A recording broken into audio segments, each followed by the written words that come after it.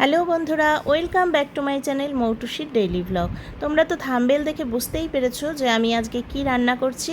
আমি আজকে রান্না করব রেস্টুরেন্ট স্টাইলে চিকেন স্টু বা চিকেন স্যুপ। তার জন্য আমি 2 চামচ বাটার নিয়ে নিয়েছি।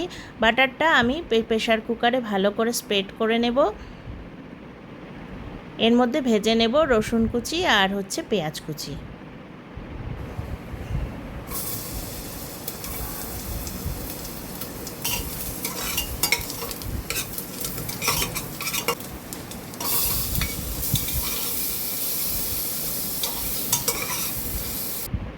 এইবার দিয়ে দিলাম একটু লবণ।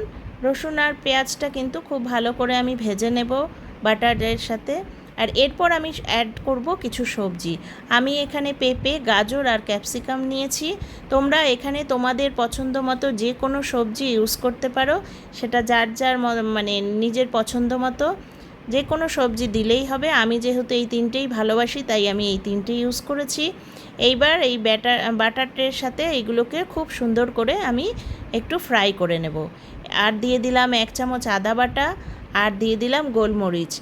স্যুপ বানানোর জন্য কিন্তু এই দুটো ভীষণ জরুরি। আর তোমরা যে যে ঝাল খেতে পছন্দ করো নিজেদের ইচ্ছা মতো লঙ্কা দেবে।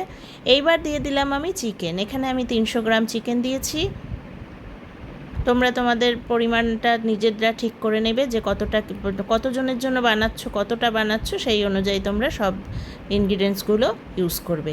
এরপর দিয়ে দিলাম আমি সুইট কর্ন। আমি যা যা ভালোবাসি আমি তাই দিলাম। এইবার একটু ভেজে নেব। চিকেন দিয়ে জল বেরোবে, জলটা শুকানো অবধি আমাদের ভাজতে হবে। এই যে আমার কিন্তু চিকেন সব সবজি একসাথে ভাজা হয়ে গেছে। এইবার আমি নর্মাল জল দিয়ে দেব।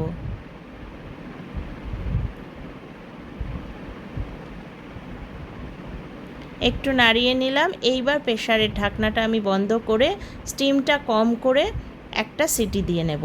আর এই একটা সিটি দিয়ে কিন্তু আমি প্রেসারটা বন্ধ করে রাখবো যতক্ষণ না প্রেসারটা ঠান্ডা হচ্ছে, কারণ না হলে খুলবে না। এই যে আমার কিন্তু প্রেসারের ঢাকনা খুলে গেছে, এটা ঠান্ডা হয়ে গেছে। এইবার আমি কি করব বলো তো? এইবার একটা কড়াইয়ে আমি স্যুপটা ঢেলে নিচ্ছি। এটারও কারণ আছে, আস্তে আস্তে তোমাদের আমি দেখাচ্ছি। যেহেতু আমি বলেছি যে আমি আজকে রেস্টুরেন্ট স্টাইলে বানাবো, তাই জন্য আমি কড়াইতে ঢেলে নিলাম। এইবার একটা ডিম ফাটিয়ে নিলাম। ডিমটাকে একটা কাঁটা চামচ দিয়ে আমি ভালো করে ফেটিয়ে নেব। এখানে কিন্তু ডিমের সাদা অংশও তোমরা ইউজ করতে পারো বা কুসুম শুদ্ধও ইউজ করতে পারো। এইবার এই যে স্যুপটা ফুটে উঠলে খুব অল্প অল্প করে আমাকে এই ডিমের গোলাটা দিতে হবে। এটা কিন্তু একবারে দিলে চলবে না। আর দেখতে হবে যে স্যুপটা কতখানি ফুটছে। না ফুটলে কিন্তু ঠান্ডা স্যুপে এটা কিন্তু দেওয়া যাবে না। এই যে দেখো, রেস্টুরেন্ট স্টাইলে কিন্তু আমার স্যুপ একদম রেডি। তোমরাও এইভাবে বানিয়ে দেখো, ভীষণ টেস্টি হয়। এই যে স্যুপ আমার রেডি। বন্ধুরা, আমার রান্নাগুলো যদি তোমাদের ভালো লাগে তাহলে আমার চ্যানেলটাকে সাবস্ক্রাইব করো, লাইক দিও, পাশে থেকো। আর আমাকে জানিও যে কেমন হয়েছে। অবশ্যই তোমরা বানিও। টাটা বন্ধুরা।